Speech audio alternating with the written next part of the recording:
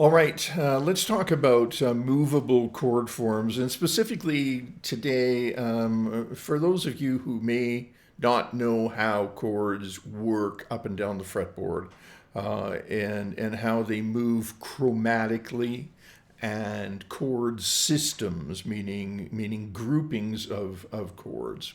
So I'm going to use the word bar chord, more than once, and I'm not suggesting that bar chords are the be all and end all of chord playing, but it's sort of I think that in the development of learning how to play chords, these bar chord systems are important to understand and learn. Okay, so as you can see, I've got a fretboard up here, and the fretboard does not have sharps or flats. So let's just start with that. If we're going to just focus on string 6 and string 5. So on the natural notes on string 6 are E, F, G, A, B, C, D, E, right? So just up and down the string, and that's without the sharps or flats. It says between B and C and E and F there are no sharps or flats. So as you can see, E and F, no sharps or flats. B and C, no sharps or flats, right? That's pretty easy. This is all going to relate directly to movable chord systems. So because we have to know how to name them, right? And we want to name them from their roots or from their naming note. Okay, so then this note here between the G and the F is going to be an F sharp or a G flat, depending on direction and other considerations. But for now, F sharp or G flat, two names, same note, enharmonic. They're enharmonic notes. Okay, G sharp here or A flat, right? A sharp here or B flat. C sharp here or D flat, D sharp here or E flat. I think that's pretty self-explanatory, and that's something obviously that you'll have to know and memorize. All right. The same is going to hold true for string 5, A, B, C, D, F, G, A, right? So that's all the natural notes on string 5. And A sharp or B flat. C, between B and C there are no sharps or flats.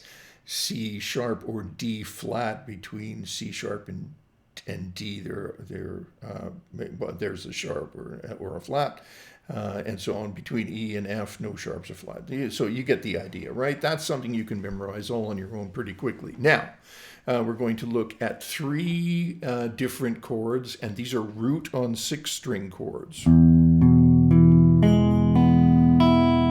There's an E, right? You've probably played the E like this with your first finger, but we don't want to do that because we want to leave the first finger open so that it can bar, right? So we're going to play the E like this.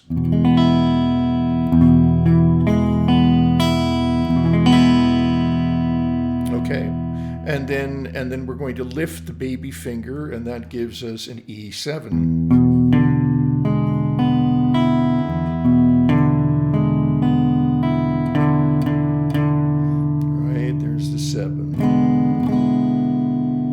And then the minor.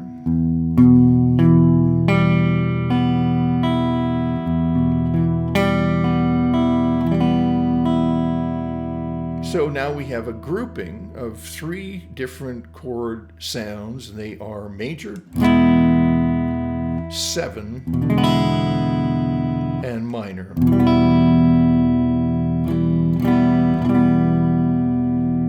All right. So now we want to take those chords and we want to move them up the fretboard, right? And so we're just we could potentially learn a pile of chords here right now. Like you'll never have to get, you can just avoid those silly chord books. So here is, so we move up 1 fret. We take those same chords and move them up 1 fret. Now I've got F. F7, and F minor. now I've got F sharp 7, F sharp minor, or they could be G flat major, G flat 7, and G flat minor. And move up one more fret. You know, here we are right here, right at fret 3, G major, G7, and G minor. But you'll notice that I'm in every case I'm just using those same 3 chords that I had down here. All right, and of course I can just move them all the way up the fretboard and name each of them as we move along, right? Now let's just use a grouping of root on 5th string chords: A, A7, and A minor.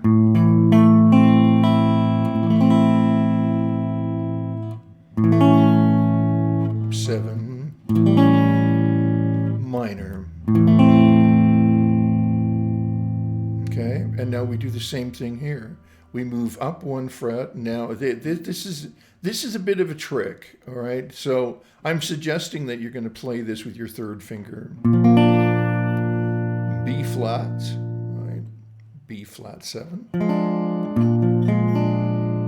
B flat minor. Or they could be A sharps as well. Move 1 more fret. B, B7,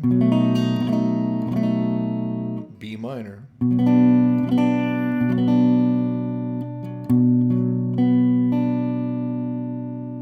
C, C7, C minor, C, C sharp or D flat,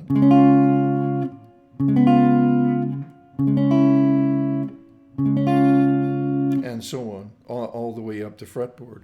Okay, so if we do some simple math, like making them, you know, practical, like, you know, like let's say it's pretty comfortable up,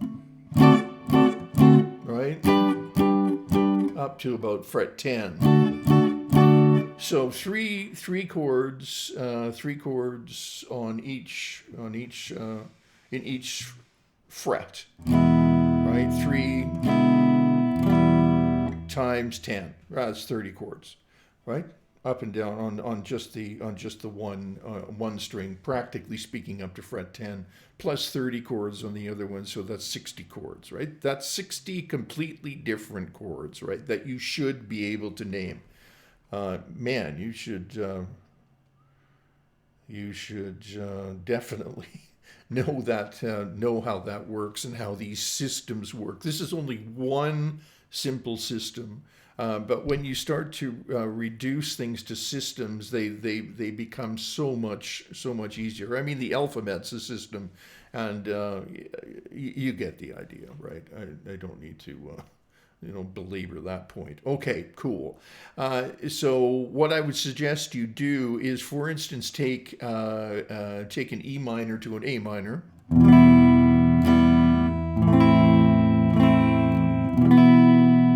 And move these around.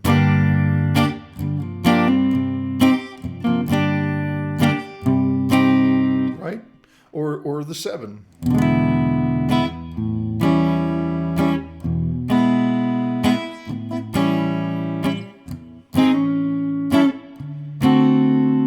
So now A7, D7, G7, D7, C7, I'm sorry, C7, or the major chords, or whatever the case is. So build some simple little progressions that you can name all up and down the fretboard. And yeah, I mean, you remember that when you're playing a minor chord, you can play progressions like G7 to C minor, right?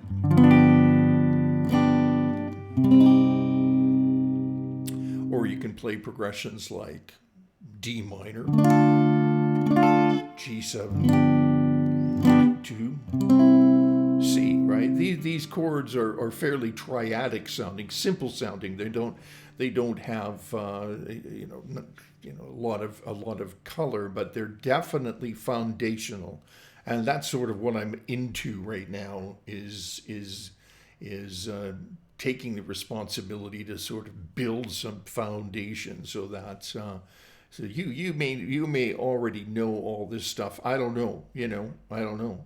There's a lot of smart people out there, but if you don't know this stuff and you want to move forward in your guitar playing career, uh, which very strongly suggest that you learn this stuff and know it backwards and forwards. So those are two chord systems.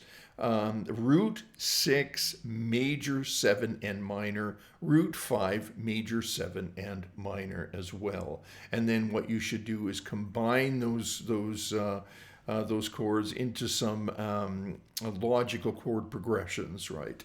And just do the stuff yourself. Like, make up your own exercises, write something, do anything, but don't get stuck down in first position, right? And don't get stuck, trying to get around playing in the key of E because you don't know a C sharp minor chord, and so instead, you're going to start capoing. No, you don't have to do that if you understand how chord systems work. Okay, that's it for today, and I hope you learned something, because that's why I'm here.